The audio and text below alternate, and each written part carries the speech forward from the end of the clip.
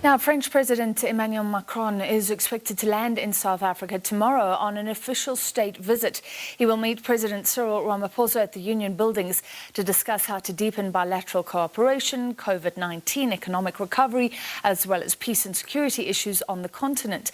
Joining us now for something of a preview, what can we expect during the state visit? The French ambassador to South Africa, Aurélien Lechevallier. Thank you for being with us, Ambassador. Firstly, can we start with Rwanda? France asking for forgiveness, that's what the president said. How would you categorize this? Is this an unconditional apology? Is France accepting that many lives could have been saved if it had acted? Well, thank you very much, Francis, for the opportunity. Regarding Rwanda, I think that it's been a long journey. And today was indeed a very important visit of the French president to Kigali and to the memorial. I think the words are important.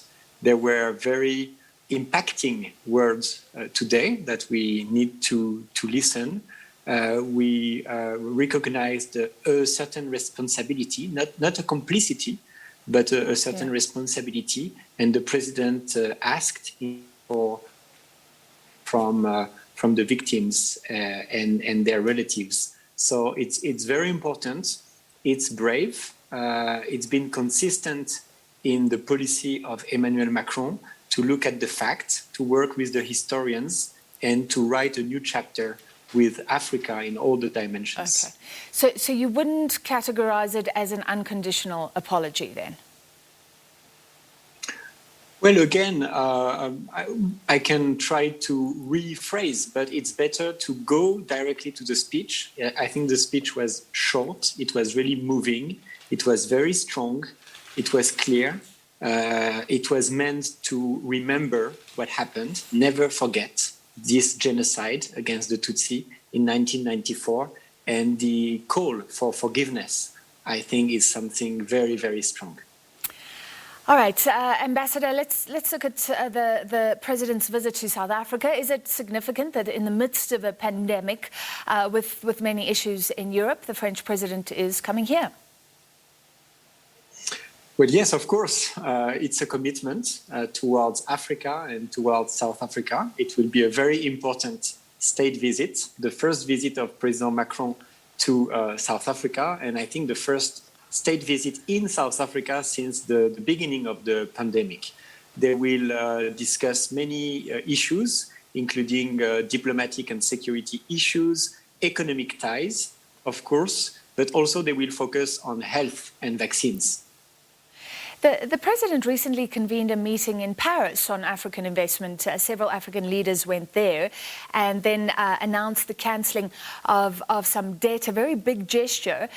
After China has made huge economic and diplomatic inroads on this continent, and of course the US policy towards Africa may change now, has France decided it needs to restore, save, or I guess make relations on this continent resilient?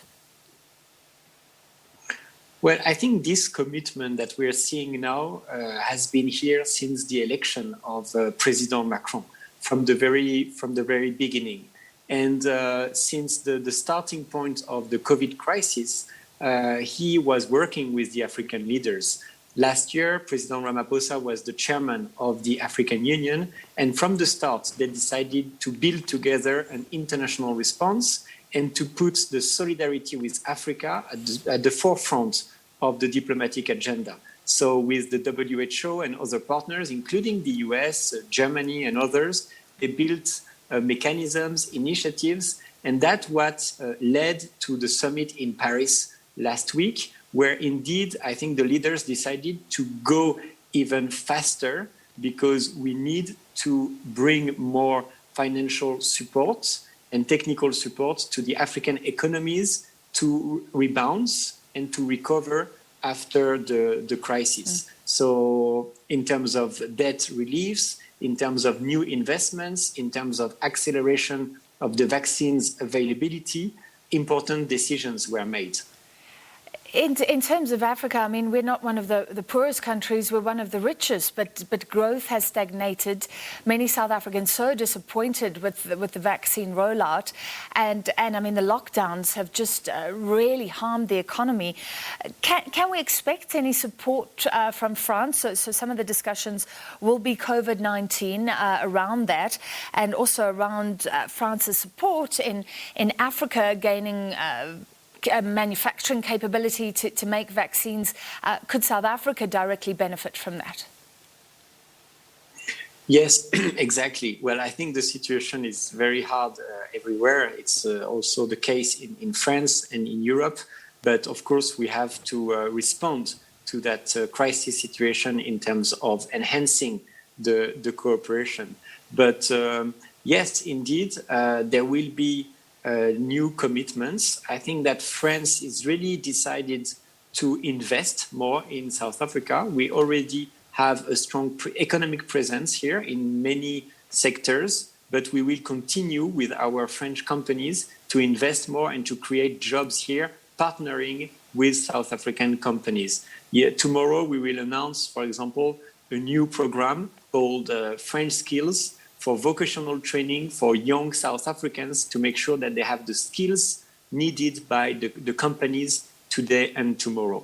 And the manufacturing of vaccines, it's a very important point, Francis, because today Africa needs 16% of the vaccines globally, but only makes 1% of the vaccines. So we have to start manufacturing more vaccines in Africa, and South Africa is very well placed because you have here the local capabilities, you have the ecosystems, you have the research and development, you have the scientists, and you have the pharmaceutical companies to start this. So tomorrow there will be also announcement during the state visit to more support to the South African companies to make sure that these vaccine making capacities are developed in the future. All right, and we'll follow that visit closely for you here on SABC News. Thank you very much for your time. That was French Ambassador to South Africa, Aurélien Lechevallier.